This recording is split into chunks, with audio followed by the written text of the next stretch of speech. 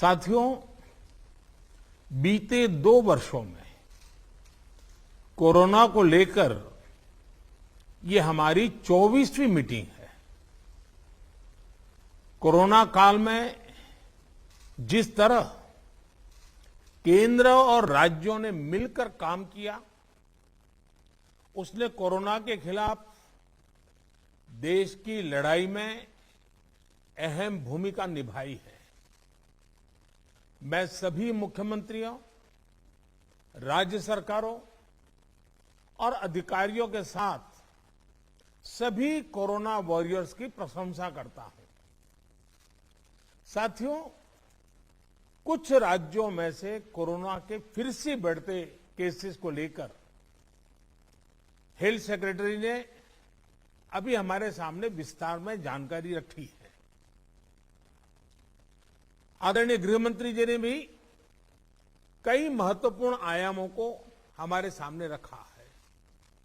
साथ ही आप में से कई मुख्यमंत्री साथियों ने भी कई जरूरी बिंदुओं को सबके सामने प्रस्तुत किया है। ये स्पष्ट है कि कोरोना की चुनौती अभी पूरी तरह से टली नहीं है। ओमिक्रॉन और उसके सब वेरिएंट्स किस तरह गंभीर परिस्थिति पैदा कर सकते हैं, ये यूरोप के देशों में हम देख रहे हैं। पिछले कुछ महीनों में कुछ देशों में इन सब वेरिएंट्स की वजह से कई सर्ज आए हैं। हम भारतवासियों ने कई देशों की तुलना में अपने देश में हालात को काफी बेहतर और नियंत्रण में रखा है। इन सब के बावजूद पिछले 2 हफ्तों से जिस तरह से कुछ राज्यों में केसेस बढ़ रहे हैं, उससे हमें अलर्ट रहने की जरूरत है। हमारे पास कुछ महीने पहले जो लहर आई, उस लहर ने हमने उसमें से बहुत कुछ सीखा भी है। सभी देशवासी ओमिक्रॉन लहर से सफलतापूर्वक निपटे, बिना पैनिक किए देशवासियों ने मुकाबला भी किया।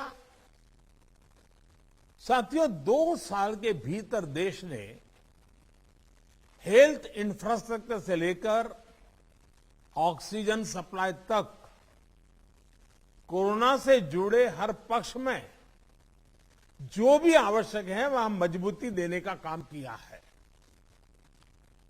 तीसरी लहर में किसी भी राज्य से स्थितियां अनियंत्रित होने की खबर नहीं आई। इसको हमारे कोविड वैक्सीनेशन अभियान से भी काफी मदद मिली। देश के हर राज्य में, हर जिले में, हर क्षेत्र में, चाहे वहां की भौगोलिक परिस्थितियां कैसी भी रही हो, वैक्सीन जन जन तक पहुंची है। प्रत्येक भारतीय के लिए ये गौरव की बात है कि आज भारत की 96% वयस्क आबादी को कोरोना वैक्सीन की पहली डोज लग चुकी है। 15 साल के ऊपर उम्र के करीब 85% नागरिकों को दूसरी डोज भी लग चुकी है।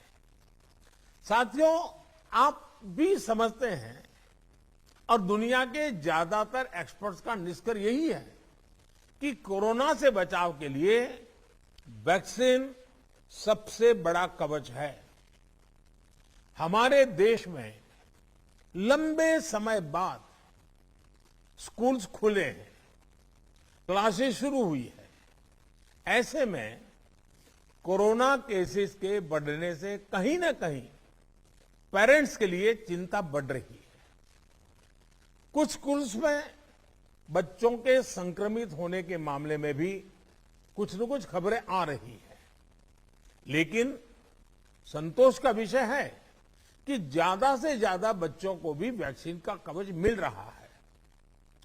मार्च में हमने 12 से 14 साल के बच्चों के लिए वैक्सीनेशन शुरू कर दिया था।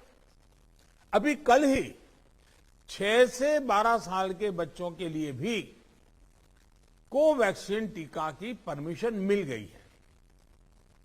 सभी एलिजिबल बच्चों का जल्द से जल्द टीकाकरण यह हमारी प्राथमिकता है। इसके लिए पहले की तरह स्कूलों में विशेष अभियान भी चलाने की जरूरत होगी। टीचर्स और माता पिता इसे लेकर जागरूक रहें, हमें ये भी सुनिश्चित करना होगा। वैक्सीन सुरक्षा कवच की मजबूती के लिए देश में सभी वयस्कों के लिए प्रिकॉशन डोज भी उपलब्ध हैं। टीचर्स, पेरेंट्स और बाकी एलिजिबल लोग भी प्रिकॉशन डोज ले सकते हैं। इस तरह भी हमें उन्हें जागरूक करते रहना होगा। साथियों, तीसरी लहर के दौरान हमने हर दिन 3 लाख से ज्यादा केसेस देखे हैं।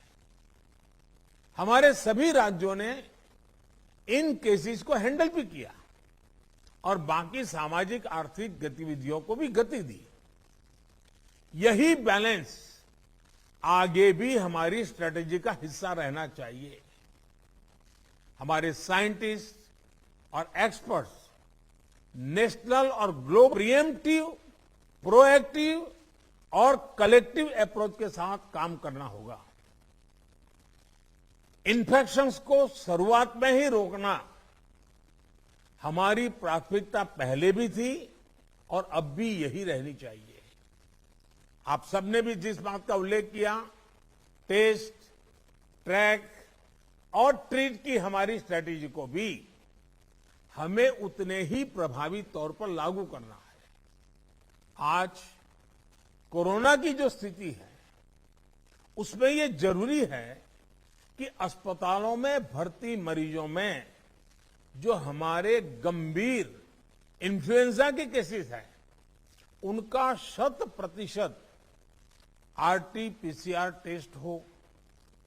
इसमें जो भी पॉजिटिव आते हैं उनका सैंपल जीनोम सीक्वेंसिंग के लिए जरूर भेजें।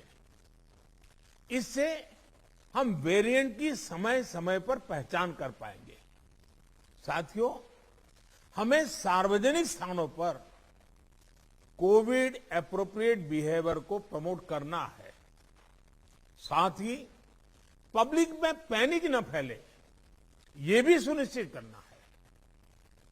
साथियों, आज की इस चर्चा में हेल्थ इंफ्रास्ट्रक्चर को अपग्रेड करने के लिए जो काम हो रहे हैं उनकी भी बात हुई। इंफ्रास्ट्रक्चर के अपग्रेड का काम तेजी से चलता रहे, ये सुनिश्चित किया जाना चाहिए।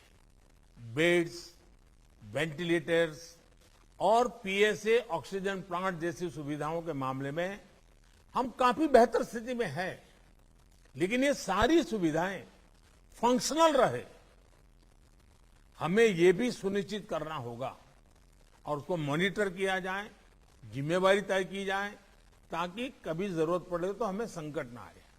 साथ ही अगर कहीं कोई गैप है तो मैं आग्रह करूंगा कि टॉप लेवल पर उसको वेरीफाई किया जाए, उसको भरने का प्रयास हो। मेडिकल कॉलेजेस, जिला अस्पताल, इन सब में हमें अपने मेडिकल इंफ्रास्ट्रक्चर को भी स्केल अप करना है और मैन पावर को भी स्केल अप करना है। मुझे विश्वास है आपसी सहयोग और संवाद से हम लगातार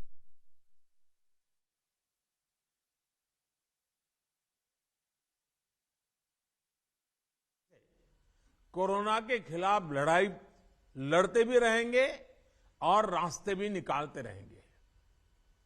साथियों, कोऑपरेटिव फेडरलिज्म की जिस भावना को संविधान में व्यक्त किया गया है, उस पर चलते हुए भारत ने कोरोना के खिलाफ मजबूती से ये लंबी लड़ाई लड़ी है। वैश्विक परिस्थितियों की वजह से, बाहरी कारकों की वजह से देश की आंतरिक परिस्थितियों पर जो प्रभाव होता है, केंद्र और राज्यों ने मिलकर उसका मुकाबला किया भी है और आगे भी करना ही होगा।